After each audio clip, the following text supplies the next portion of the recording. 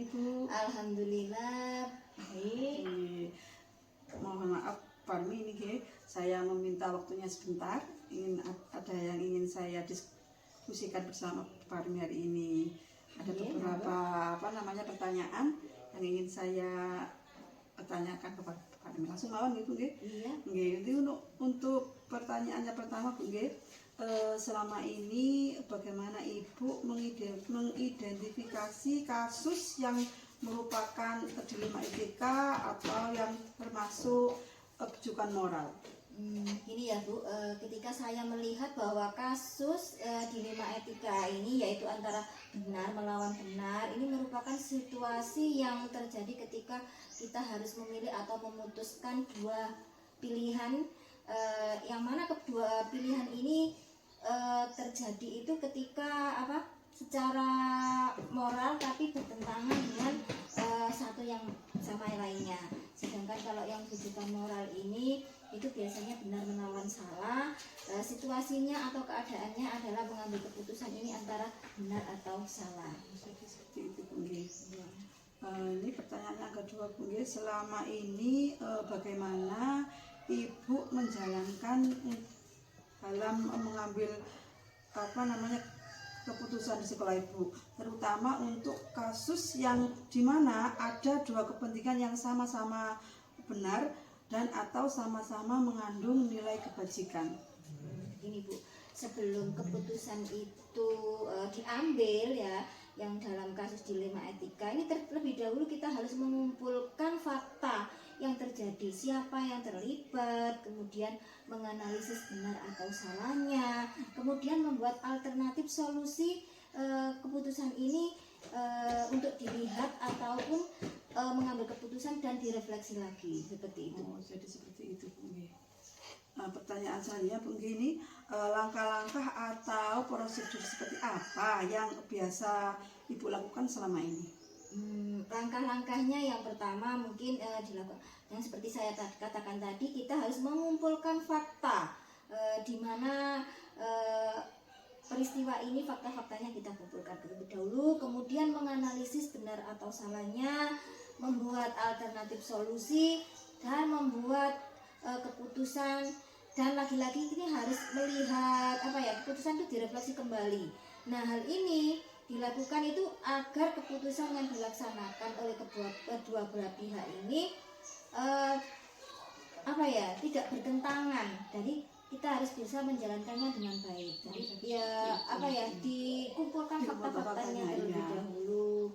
Tapi Bu, karena melakukan pengambilan keputusan ini juga harus berdasarkan nilai-nilai kebajikan itu tersendiri. Oke Bu, ini pertanyaan selanjutnya, hal-hal apa saja yang selama ini Ibu anggap efektif dalam mengambil sebuah keputusan pada kasus-kasus dilema etika?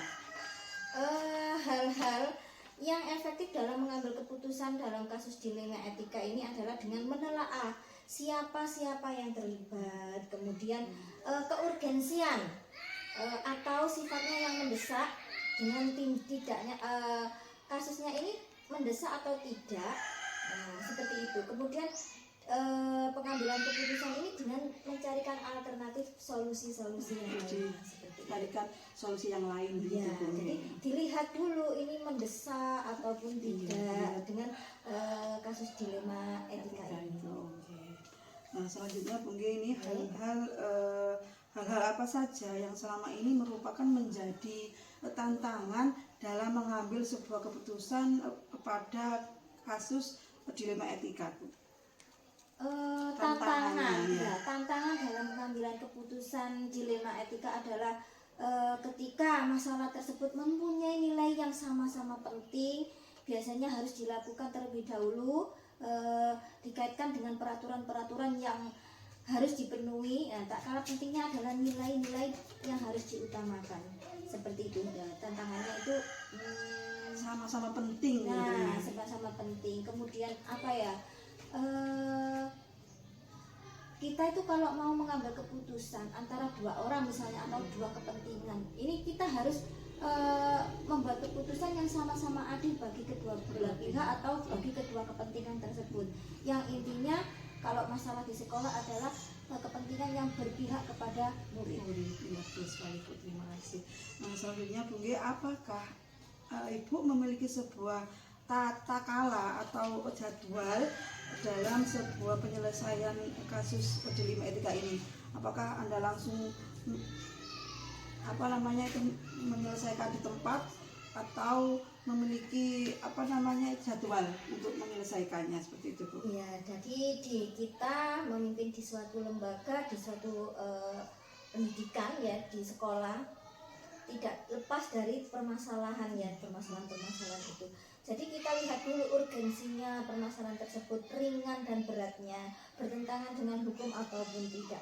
Kalau persoalan itu masih ringan skalanya, bisa kita tolerir dan kita bisa mengambil keputusan pada hari itu juga, ya diselesaikan pada hari itu juga. Tetapi kalau permasalahan ini sudah berat, jadi membutuhkan waktu, jadi saya akan menjadwalkan dengan mendatangkan pihak-pihak lain misalnya seperti kita dengan berkomunikasi dengan guru-guru kita, staf, kemudian ada kita panggil komite sekolah, kita undang juga wali murid juga, kemudian kita tentukan kapan kita melakukan hal tersebut untuk mengambil keputusan bersama. Jadi kita tidak keputusan itu supaya adil buat semuanya, yang bertujuan untuk kembali lagi ke peserta didik. Kita terima kasih. Iya. Nah, selanjutnya Bu, ini masih ada 2 pertanyaan lagi ya. Iya. Adakah seseorang atau faktor apa yang selama ini mempermudah atau membantu Ibu dalam mengambil sebuah keputusan yang berdasarkan mengambil keputusan di kasus dilema etika ini? Begini ya Bu ya, dalam pengambilan keputusan misalnya adakah faktor-faktornya yang mendukung ya? Biasanya atau ada orang yang membantu gitu. Ya tentu seperti yang saya bilang tadi, bahwa di sekolah kita itu tidak sendiri ya, ada kepala sekolah, ada guru, muridnya juga, kemudian komite serta wali murid. Biasanya kita akan menyelesaikan ini sebagai orang faktor pendukungnya ini ya, ini dari semua ini stakeholder yang ada di sekolah ini, itulah ya sebagai faktor yang mempermudah saya untuk mengambil keputusan. Jadi keputusan itu diambil berdasarkan musyawarah dengan stakeholder yang ada di sekolah. Bagus sekali Bu. Nah, ini pertanyaan yang terakhir Bu Ye. Iya. Dari semua hal yang sudah Ibu sampaikan tadi, pembelajaran apa yang dapat Ibu petik dari pengalaman mengambil sebuah keputusan dilema etika?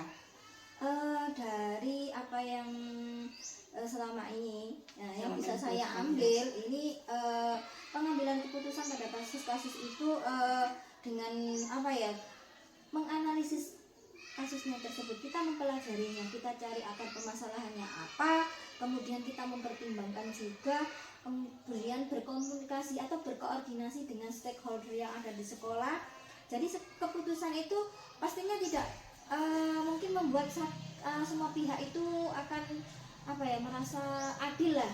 Misalnya ada 2 pihak ini, keputusan ini tidak harus adil buat keduanya. Jadi kita harus balance untuk menyelesaikan permasalahan ini seperti itu. Jadi intinya adalah koordinasi dan komunikasi dengan stakeholder seperti itu Bu.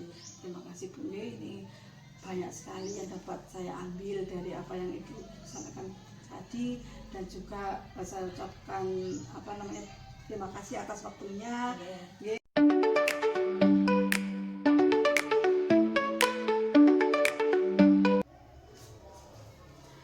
Assalamualaikum Bu Nila. Waalaikumsalam Bu Wit. Bagaimana ini hari ini kabarnya?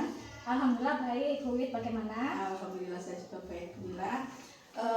Jadi begini Bu Nila, hari ini saya meminta waktunya sebentar. Ini akan ada yang sedikit saya tanyakan kepada Bu Nila. Baik Bu Wit, silahkan. Terima kasih Bu. Yang pertama pertanyaan yang pertama ini, selama ini bagaimana Ibu dapat mengidentifikasi kasus-kasus yang merupakan dilema etika atau yang merupakan kebijakan moral?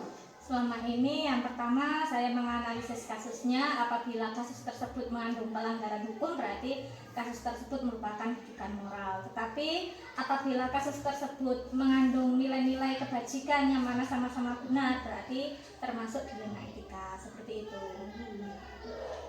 Selanjutnya Bu, selama ini bagaimana Ibu menjalankan mengambil keputusan di sekolah Ibu, terutama untuk kasus yang ada dua kepentingan yang sama-sama benar atau sama-sama mengandung nilai kebajikan? Selama ini saya berkoordinasi kerjasama dengan Dewan Guru maupun pihak-pihak yang terlibat dalam kasus tersebut, kemudian memilah bagaimana baiknya yang mengandung dampak positif yang lebih besar yang mana, itu yang saya ambil karena sama-sama mengandung nilai kebajikan atau sama-sama benar. Dan tentunya yang lebih penting adalah tidak dirugikan, sama-sama tidak dirugikan. Ya, betul. Selanjutnya Bu, langkah-langkah atau prosedur seperti apa ini yang selama ini sudah Ibu lakukan? Langkah-langkah atau prosedur yang saya lakukan selama ini yaitu menganalisis masalah tersebut terlebih dahulu, kemudian merundingkan dengan dewan-dewan guru yang ada di sekolah maupun pihak yang terlibat atau dengan dukungan dari orang tua, mungkin kalau kasusnya berat membutuhkan pihak lain, kemudian menerapkan 9 langkah pengambilan keputusan sehingga keputusan yang diambil adalah keputusan yang paling tepat. Pertanyaan selanjutnya Bu, hal-hal apa saja yang selama ini Ibu anggap efektif dalam mengambil keputusan pada kasus dilema etika? Hal yang saya anggap paling efektif adalah dalam pengambilan keputusan yang mengandung dilema etika itu yang mengandung dampak positif yang paling besar, itu yang saya ambil itu adalah yang paling efektif. Kemudian yang efektif yang kedua yaitu bagaimana kita dapat kerjasama dari berbagai pihak, itu yang sangat penting dan itu sangat efektif pula dalam mengambil keputusan. Dan itu tadi yang terakhir adalah 9 langkah keputusan. Itu memang kalau diterapkan dengan baik maka pengambilan keputusan itu sangat-sangat tepat sekali. 9 langkah Iya, 9 langkah penting sebenarnya. Pertanyaan selanjutnya Bu, ini hal-hal apa saja yang selama ini merupakan tantangan Ibu dalam mengambil sebuah keputusan pada kasus dilema etika tersebut Bu? Tantangan bagi saya yaitu karena yang pertama adalah kasusnya sama-sama benar, itu merupakan tantangan. Kemudian tantangan yang kedua yaitu perasaan kecewa apabila salah satu yang kita ambil atau yang kita dahulukan. Tetapi bagaimana kita mengelola tersebut sehingga mereka kecewanya itu akan hilang, bagaimana kita berbicara dengan mereka dari hati ke hati, seperti itu. Selanjutnya Bu, apakah Ibu itu memiliki tata cara atau jadwal tertentu dalam menyelesaikan kasus tersebut Bu? Atau langsung saat itu diselesaikan begitu? Karena masalah itu timbul tidak mesti waktunya ya, atau tiba-tiba ada masalah. Nah, berarti di sini tuh tidak ada jadwal tertentu. Kalau ada masalah ya segera kita selesaikan. Apalagi kalau masalah itu ringan ya dalam waktu itu kita selesaikan. Kalau masalahnya berat maka kita butuh pihak-pihak lain sehingga lebih bisa mengambil keputusan yang lebih bijak. Jadi kan masalah itu kan datangnya kadang langsung ada gitu Bu ya. Selanjutnya Bu, adakah seseorang atau faktor-faktor apa ini yang selama ini mempermudah atau membantu Ibu dalam mengambil sebuah keputusan dalam kasus dilema etika tersebut Bu? Ya ada. Orang-orang tersebut tentunya adalah orang terdekat kita yaitu Dewan Guru, dan utamanya juga pihak lain yang mana dapat membantu dalam mengambil keputusan, apalagi dukungan dari orang tua. Yang paling penting adalah dukungan dari wali murid itu. Yang terakhir ini Bu, pertanyaan yang terakhir yaitu dari semua yang sudah Ibu sampaikan tadi, pembelajaran apa ini yang dapat Ibu petik dari pengalaman Ibu mengambil sebuah keputusan yang mengandung dilema etika tersebut, Bu? Pelajaran yang dapat saya petik adalah bagaimana kita menganalisis sebuah masalah, tidak langsung percaya bahwa oh itu benar, itu salah, tetapi kita telisik terlebih dahulu. Kemudian yang dapat diambil lagi adalah bagaimana saya bisa menerapkan 9 langkah keputusan sehingga mengambil keputusan secara bijak. Jadi yang paling penting itu menggunakan 9 langkah pengambilan keputusan tersebut. Terima kasih Bu, hanya itu saja yang ingin saya ketahui Bu ya. Terima kasih atas waktu yang diberikan kepada saya, sangat bermanfaat, banyak sekali ilmu yang saya dapatkan. Jadi saya ucapkan terima kasih banyak. Sama-sama. Semoga sukses. Terima kasih. Assalamualaikum warahmatullahi wabarakatuh. Waalaikumsalam warahmatullahi wabarakatuh.